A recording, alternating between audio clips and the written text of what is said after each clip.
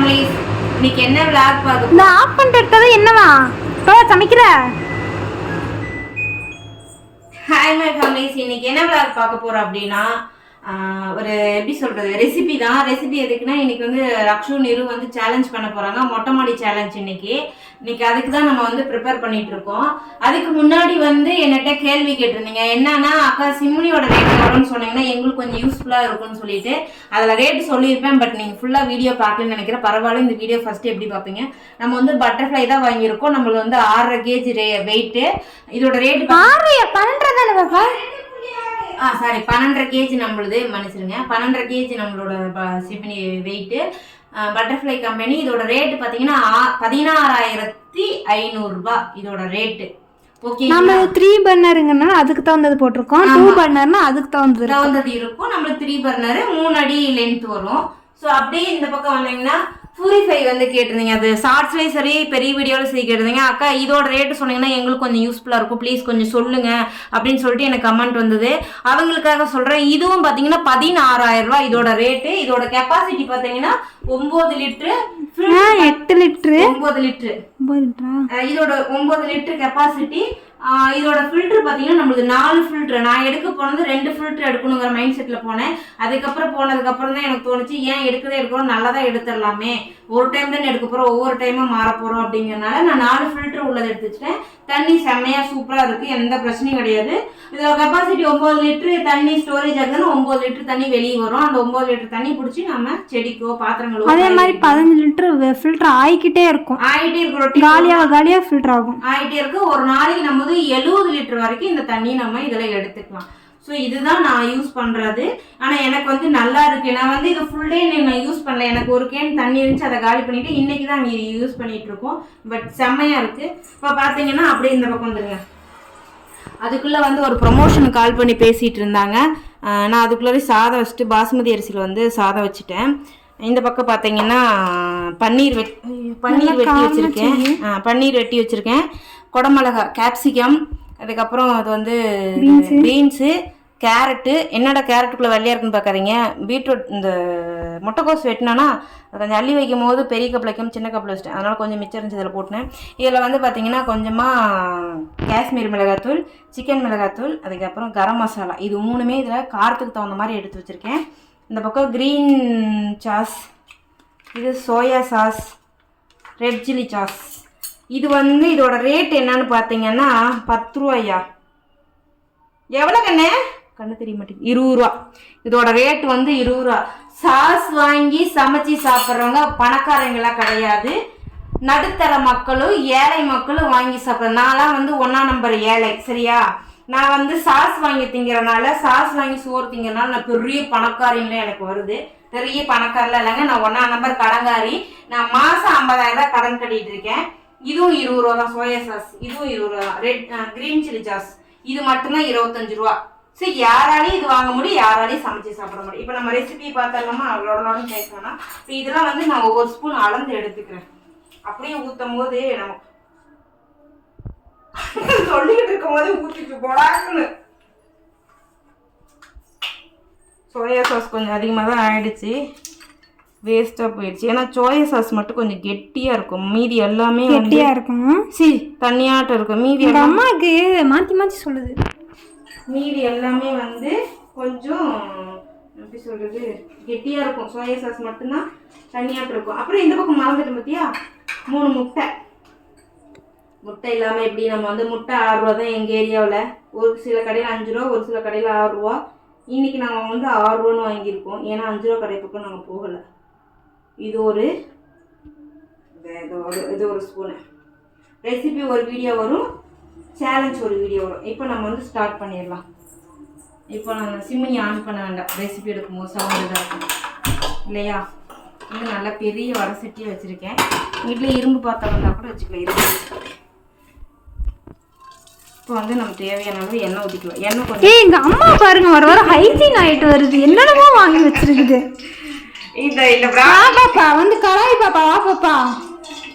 இது எதுக்காக வாங்கினேன் அப்படின்னா, இது எனக்கு ரொம்ப பிடிச்சிருந்துச்சு, வாங்கணும்னு நினைச்சிட்டே இருந்தேன். இப்போ வந்து நம்ம முட்டையை பொரிச்சு எடுத்துக்கலாம். 1 வாங்கினா பரவாயில்ல, 1க்கு 2 வாங்கியிருக்கு. அப்புறம் இன்னொன்று வாங்கியிருக்கேன், அதையும் காட்டு. அதுக்காக தான் நான் இது வாங்கினேன். பாப்பாவுக்கு தெரியும், அதனால போடவே இல்லை, யாருமே போடல. அதான் உண்மை. நான் எடுத்து அந்த விஷயமே எனக்கு தெரியாது. வந்து இந்த 3 முட்டை எண்ணெயில பொரிச்சு எடுத்துக்கலாம். எண்ணெயில பொரிச்சு நம்ம அப்படியே கூட போட்டுக்கலாம். நான் கத்தி ரொம்ப வந்து ஷார்ப்னு நினைக்கிறேன். இந்த கத்தி கிட்டத்தட்ட நான் என்னைக்கு தனியா பிரிஞ்சு வந்தேன்னா அன்னையிலேருந்து இந்த கத்தி என் கூட. நடுவில் ஒன்று இருக்கு பாரு. எங்கடா? இந்த சென்டரில். இந்த சென்டரில் இங்கேயா? அதான் கண்டுபிடிச்சேன். நான் என்னைக்கு பிரிஞ்சு வந்தேன்னா அன்னையிலேருந்து இந்த கத்தி என் கூடவே ட்ராவல் பண்ணுது. இது வந்து செல்லம்மாக்கா கொடுத்த கத்தி. நான் கை கழுவிட்டு வந்துடுறேன். இதை வந்து அப்படியே சும்மா ரொம்ப ட்ரை பண்ண வேண்டாம். இன்னைக்கு கொஞ்சம் இதானாலே எடுத்துக்கலாம்.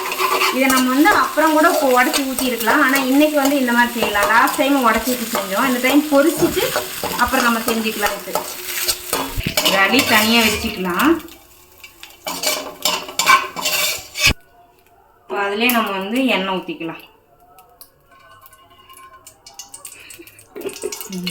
ஆனால் என்னைக்காவது அவசர அவசரமாக வேலை செய்யும் போது கொஞ்சம் சிரமமாக இருக்கும். அப்போ நீ கழட்டி ஊற்றிடுவ தானே?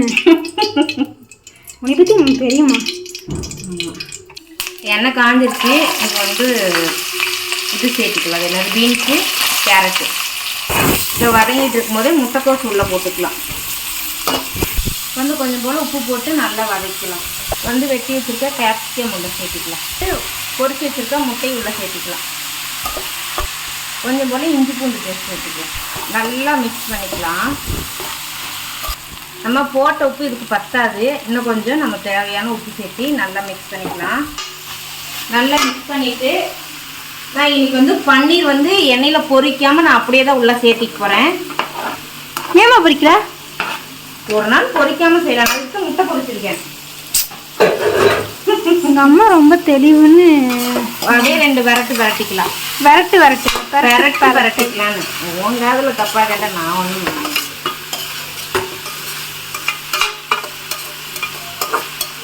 எங்கள் அம்மா ஒரு செஃப்.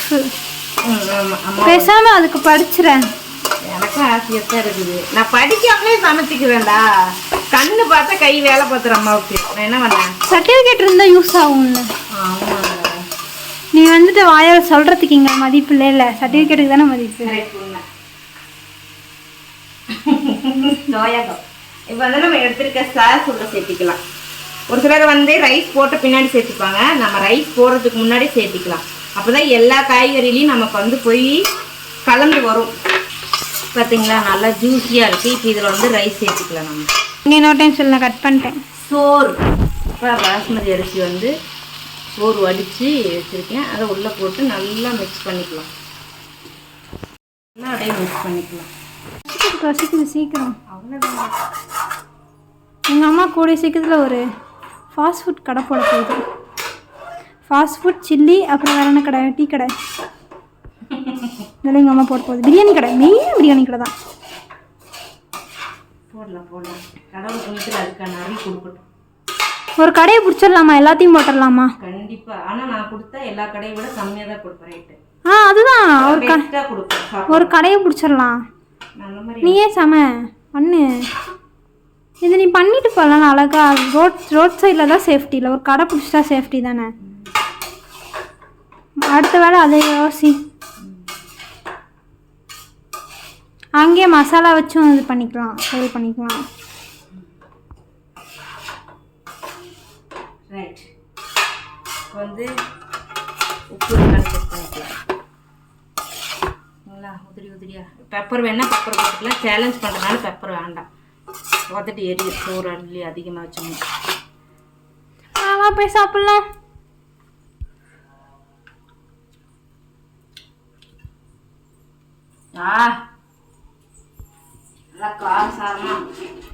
வா போய் சாப்பிடலாம். மாடிக்கு போக போகிறோம். என்னோட ஸ்டைலில் இது என்னது?